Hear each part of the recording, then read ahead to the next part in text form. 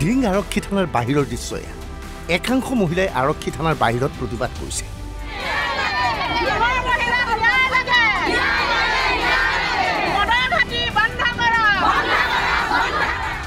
ঢিঙত সন্ত্ৰাসৰ সৃষ্টি কৰা স্প্ৰে গেঙৰ সদস্যক গ্ৰেপ্তাৰ কৰাৰ দাবীত প্ৰতিবাদ হৈছে এইদৰে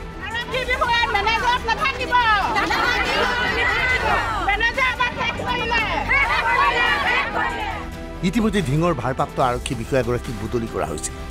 স্থানীয় লোকৰ মতে এই বিষয়াগৰাকীৰ কাৰ্যকালত ব্যাপক হাৰত অপৰাধমূলক কাৰ্য সংঘটিত হয় সমগ্ৰ ঢিং চহৰত ঢিঙৰ চৌদিশে এতিয়া উৰা বাতৰিত বিভ্ৰান্ত হৈছে স্থানীয় লোক আৰক্ষীৰ ভূমিকাটো অসন্তুষ্ট একাংশ লোক আমাক আৰক্ষী অধীক্ষক ছাৰে কৈছে যে মই কালি আহিছোঁ আপোনালোকৰ সকলো দায়িত্ব মই লৈছোঁ আপোনালোকে কেইদিনমান অপেক্ষা কৰক সকলো মই ঠিক কৰি দিম কিন্তু ইয়াত যিখিনি দিন আছিলে তেওঁ গোটেইখিনি ধোৱা তুলসী পাত তেওঁ মিছাই প্ৰলোভন দি মহিলাসকলক ঠগামি কৰি পেলাই গুচি গ'ল গাঁৱৰ চুকে কোণে যিমানখিনি মদৰ ঘাটি আছে তেওঁ এটাও কিয় বন্ধ নকৰিলে মদৰ ঘাটিৰ পৰা তেওঁ পইচাটো লৈ ভাল পায় নাগৰিকৰ যি স্প্ৰে আমাৰ ৰাতি টোপনি নাই খোৱা বোৱা শান্তি নাই একো ব্যৱস্থা লোৱা নাই বৰ্তমান এতিয়া কালিহে শুনিছোঁ 4জন চোৰক ধৰিছে কিন্তু 4জন চোৰে যথেষ্ট আছিলে গতিকে আমি বিচাৰোঁ গোটেইখিনি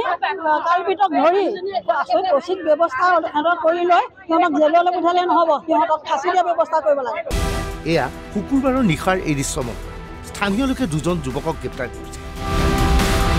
আচলতে 2জন ড্ৰাগছ আসক্ত যুৱক আছিল কিন্তু স্থানীয় লোকে সন্দেহ প্ৰকাশ কৰিছে এওঁলোক স্প্ৰে গেঙৰ সদস্য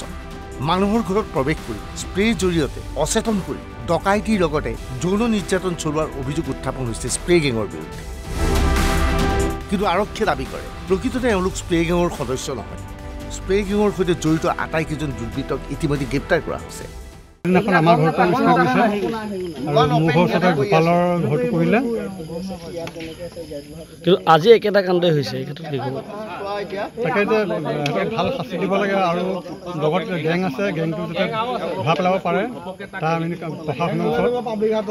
অৱগত কৰিছোঁ ইতিমধ্যে প্ৰশাসনে 4জনকৈ লোক ধৰিছোঁ বুলি কৈছে ধৰাটো হয় কিন্তু এই ক্ষেত্ৰত আকৌ আজি একে অৱস্থা আজি আতংকত এখন গাঁও আতংকত আমি দেখিছোঁ যে আৰু এতিয়াৰ পৰা প্ৰায় এতিয়া বৰ্তমান 1টা বাজিছে কিন্তু ইয়াৰ পৰা প্ৰায় 2 ঘণ্টা আগৰ পৰা এখন গাঁও খুব আতংকত আছে স্প্ৰে চোৰৰ কি ক'ব এতিয়া ধৰিছে যদিও এতিয়া প্ৰশাসনে পুলিচেহে জানিব এতিয়া মানে স্প্ৰে কৰা ধৰিছে নে বেলেগতে ধৰি পেলাই হেৰি কৰিছে সেইটোতো আমিতো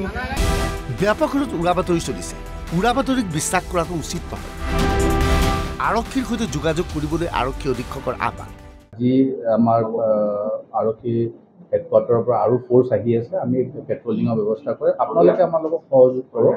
আৰু এই সমস্যাটো যিটো হৈছে 4টা কেছ ইতিমধ্যে আমি ৰেজিষ্টাৰ কৰিছোঁ কালিয়ে পোৱা হৈছে এইটো আৰু তাৰ তদন্ত চলি আছে যিমানখিনি আমি খবৰ পাইছোঁ আমি তাৰ ভিত্তিত যিকেইজন মানুহ সন্দেহজনক মানুহ আছিলে আমি ধৰিছোঁ তদন্ত চলি আছে ৰিমাণ্ডত অনা হৈছে আৰু 2জন পলাতক হৈ আছে তেওঁলোককো ধৰাৰ ব্যৱস্থা কৰি আছোঁ